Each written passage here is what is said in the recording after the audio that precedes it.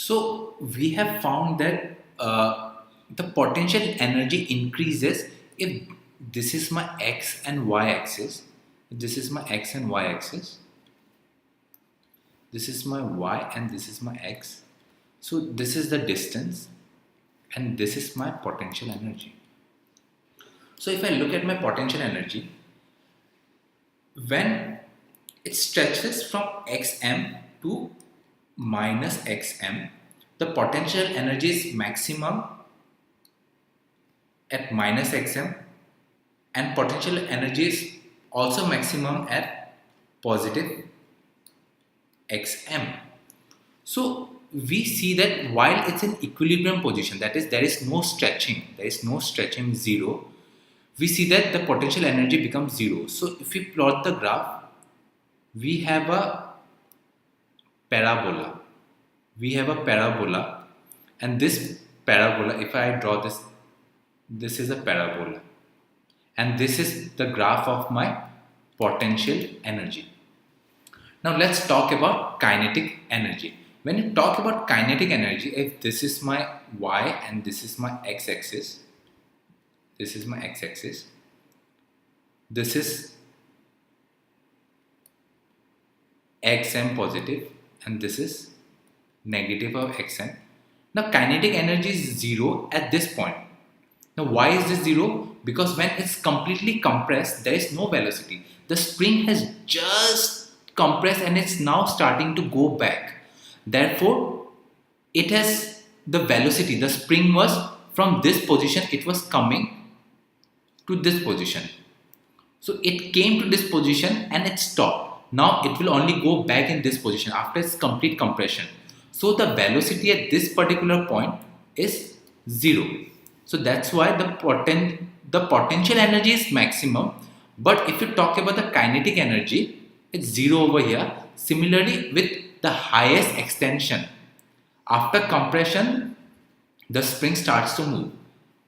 And after it has reached the maximum height, the spring stops and then it starts its compression part again. So this point also velocity is zero.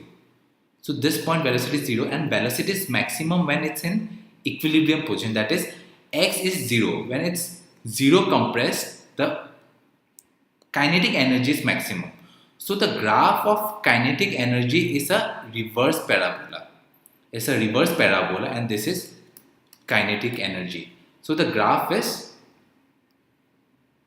something like this. This is kinetic energy and this is potential energy. So if we combine these two graphs, we see that if this is my y-axis and this is my x-axis, this is the total energy. Now beyond this point, it does not increase. That is the total energy of the system. Total energy, or say E, is actually equal to K plus V. This is the kinetic energy. This is kinetic. And this is potential. So this is the total energy of the system. And if this is my minus xm and this is my positive xm and this is my equilibrium position, and if this is your energy, then what? This is x, this is the distance or the displacement. This part is your displacement. This part is the displacement and this part is your energy.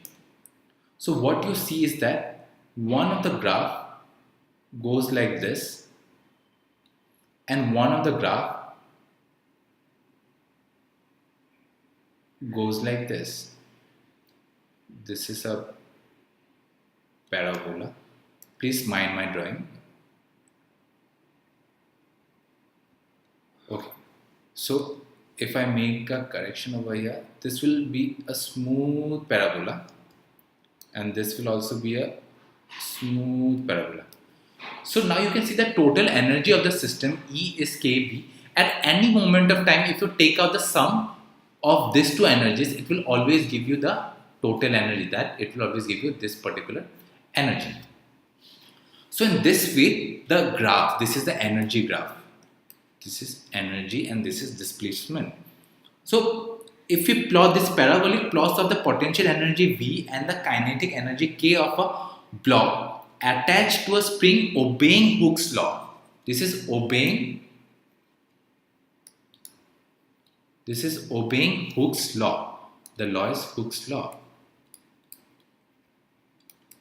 Hooke's law. So the graphical part will look like this. So I urge the students to please understand this part, as it's very important for your examination, and try to draw this graph in your answers for your good marks.